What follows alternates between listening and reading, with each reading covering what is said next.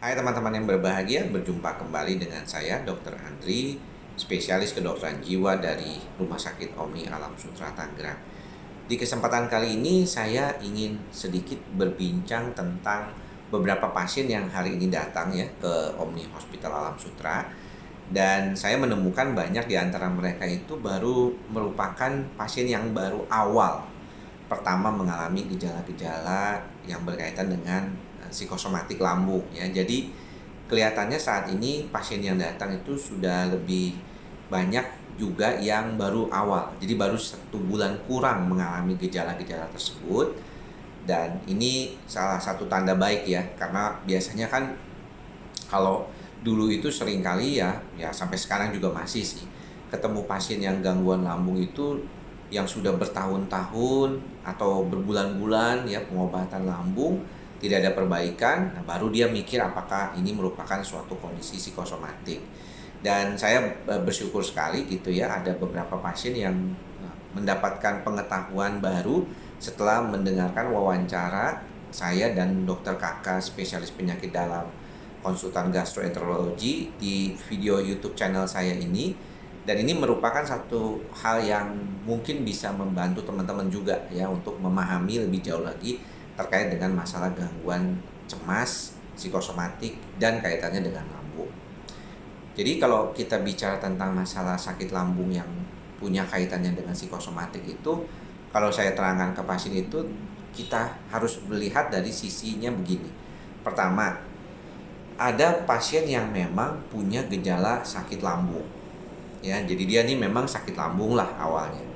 Entah dia kembung, entah dia sendawa gitu ya. Kemudian dia datang ke dokter, dikasih obat, membaik. Balik lagi gejalanya.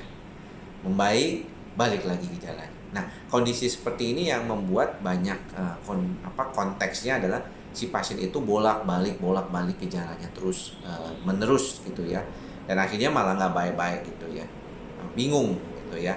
Dan akhirnya jadi cemas, mulai ada gejala kecemasan yang dominan, dan setelah itu makin tambah gejala lambungnya. Ini yang problem yang pertama biasanya.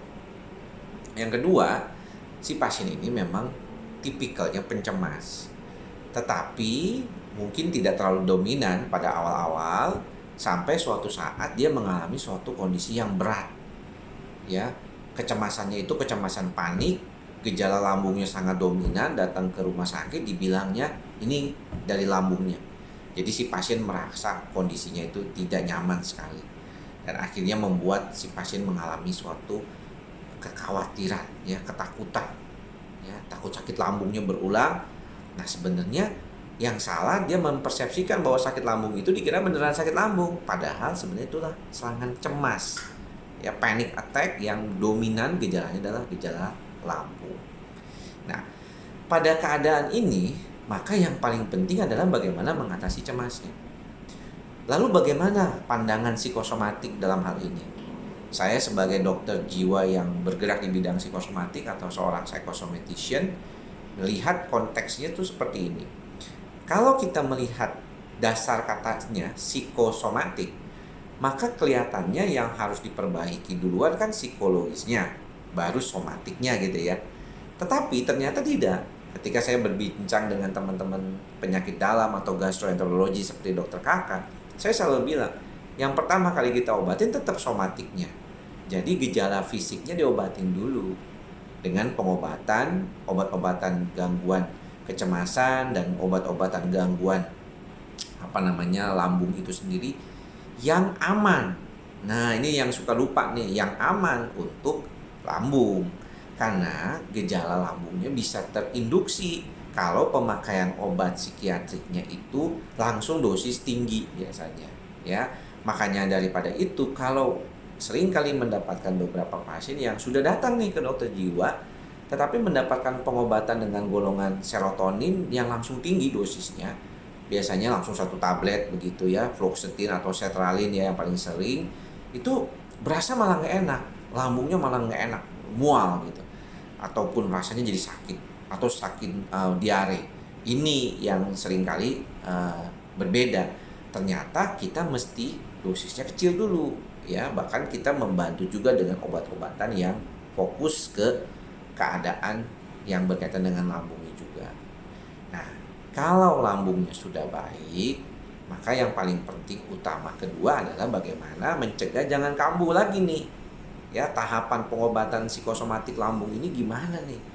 Terutama juga yang berkaitan dengan masalah lain, GERD, dispepsia fungsional, pokoknya semua gejala lambung lah. Jangan sampai dia balik lagi nih. Supaya nggak balik lagi, maka dia perlu ditahan, ya, supaya jangan balik lagi. Tahannya pakai apa, Dok? Sebenarnya pakai perubahan gaya hidup, perubahan pola pikir, dan juga dengan pengobatan.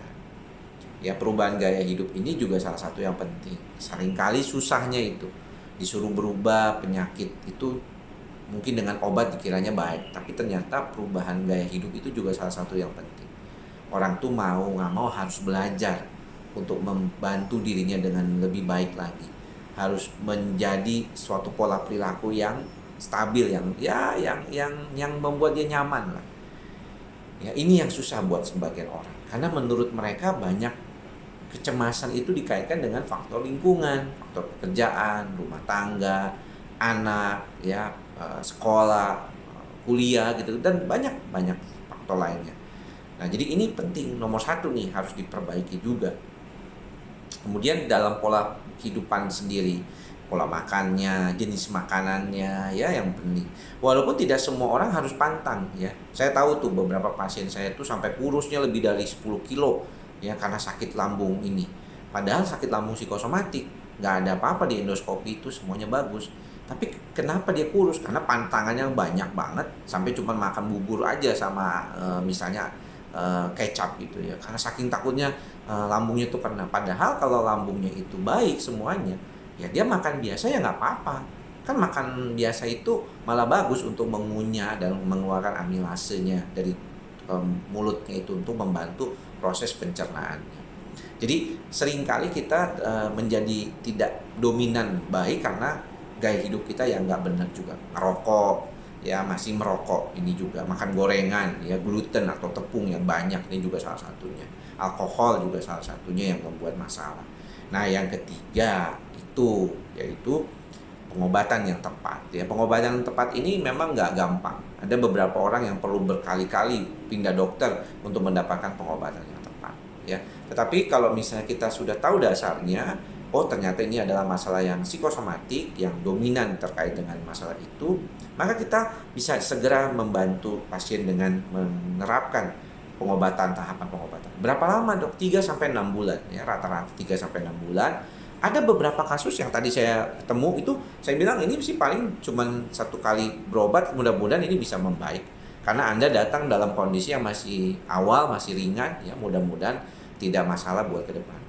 Wah, dia senang sekali ya kalau si pasien dibilang begitu, rasanya kayaknya udah berlama-lama sakit pun saya rasanya dianggap ringan ya pasien saya gitu, penyakit saya. Karena dokter itu dari segi keluhannya kita bisa tahu, oh ini kelihatannya gejalanya arahnya ke ringan, ini lebih berat, ini lebih sedang kayak gitu. Itu bisa kita tentukan juga dari lamanya pengobatan dan jenis obat yang kita akan berikan nanti. Jadi kalau yang merasa memang ada masalah, segeralah bisa berobat. Kalau misalnya memang masih bisa ditangani sendiri, tanganilah dengan baik. Karena ada beberapa hal yang mungkin teman-teman bisa lihat di video YouTube channel saya terkait dengan pengobatan dan juga terkait dengan hal-hal apa yang bisa dilakukan untuk membantu diri kita menjadi lebih baik lagi dalam mengatasi masalah psikosomatik lambung seperti GERD, dispepsia fungsional yang sering dialami. Mudah-mudahan bermanfaat ya. Sampai bertemu lagi di lain kesempatan. Semoga semua makhluk berbahagia. Salam sehat jiwa. Bye-bye.